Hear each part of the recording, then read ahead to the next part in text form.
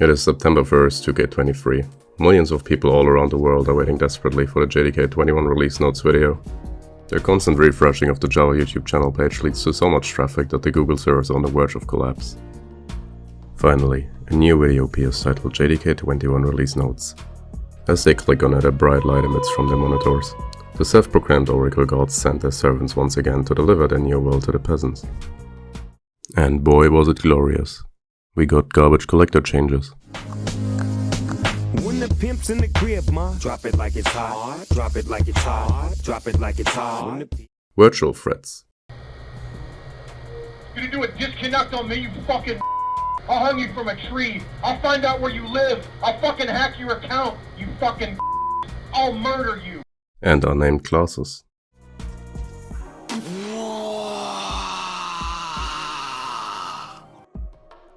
Among various other additions. However, one preview feature stood out from the rest: string templates. JEP 430, String Templates, introduces the concept of string interpolation to Java.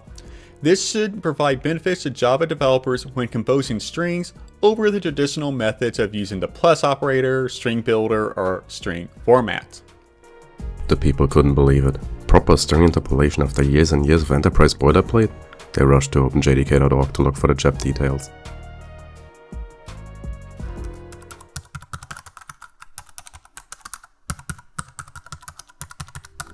However, what they found was not quite what they expected. String interpolation was described as dangerous, not suitable for the Java platform. Instead, they came up with a quote-unquote better, more powerful and much safer idea at the cost of some convenience and clarity.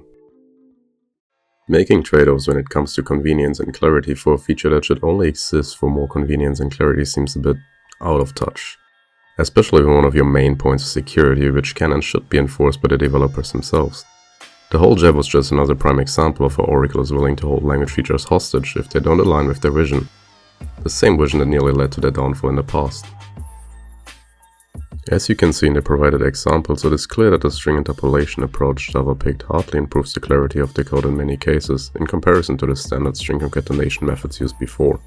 This gets even more clear when taking a look at languages like C# that not only replace the str prefix with a simple $sign, but also get rid of all the backslashes that are necessary to escape the variables when using string templates.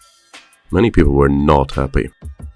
You've got mail. I would honestly rather just not have string interpolation in the language at all. Recently, I was speaking at a conference with a presenter about Java 21.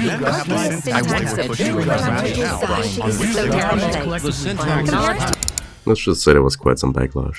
And you know what you get when you put the L that this JEP in its presentation was into that word? Backslash. You see, English isn't the native language of every country in the world.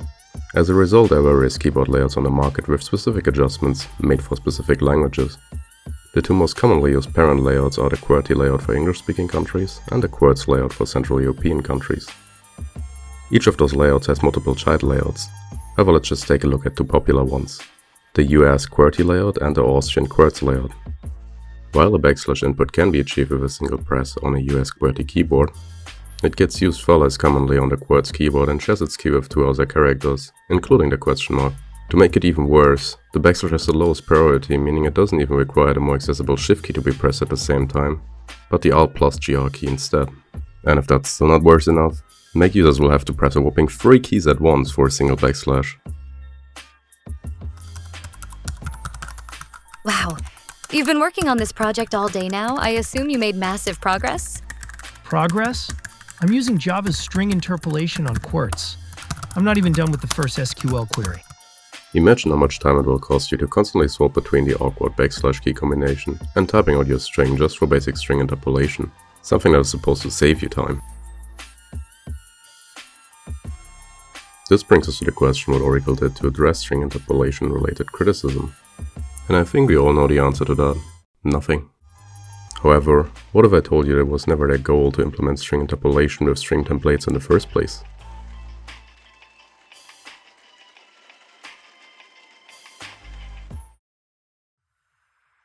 Welcome to the concept of subjective perception. Depending on what you yourself see from and hear about the topic, you'll start to form an opinion on it. If another person however is looking at the same topic from a different angle, perhaps because they have additional context, they might interpret the exact same things you perceive differently. The communication channels that the designers and people who work on features like string templates use differ vastly from what the average person is using that works with Java. If one side is primarily using YouTube, Instagram, Twitter and Discord to communicate and stay up to date, while the other side has "Hey there, I am using WhatsApp in their status," "Send from my iPad" as the mail signature, and possesses a fax machine, misconception and miscommunication can hardly be avoided. I mean, they're not called seniors for nothing. Chances are that if you watched some videos on the topic, for example from the official Java channel, and maybe briefly skimmed over the original job description, you assumed that implementing well-known string interpolation into the language was the actual goal, and that string templates were just their way of making it happen. In reality, it was just a byproduct of what they were working on, and wasn't even a part of the initial plans and motivation. This gets even more obvious when taking a look at the description of the third preview job, where it has been explicitly mentioned that adding string interpolation to the Java language is a non-goal. This is absolutely not what has been communicated on the Java channel and other social media platforms.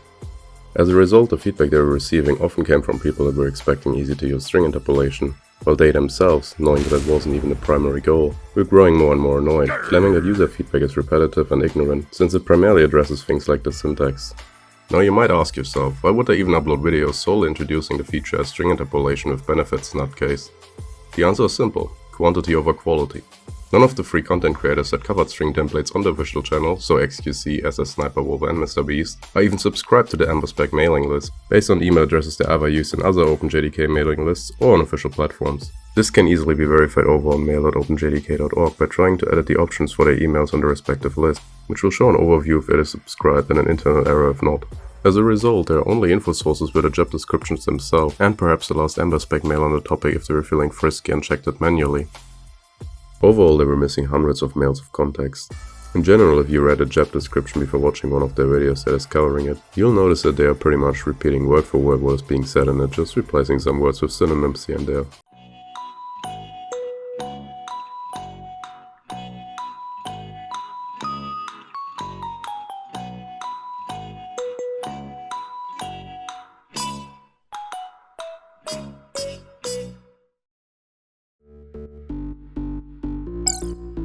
Template expressions can perform string interpolation and can help you compose strings safely and efficiently.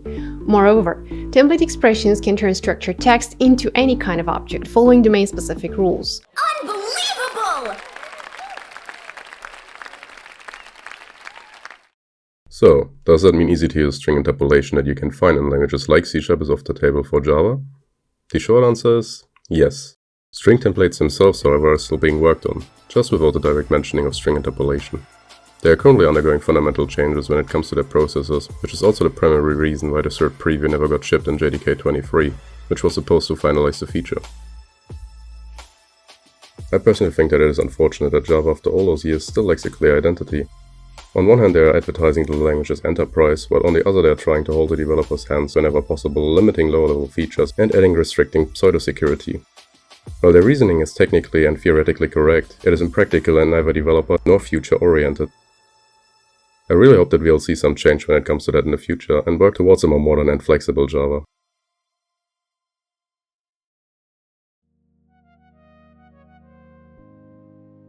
If you enjoyed this video, consider subscribing to the channel so you don't miss out on any future uploads if I decide to cover another topic. Until then, thanks for watching and have a good one.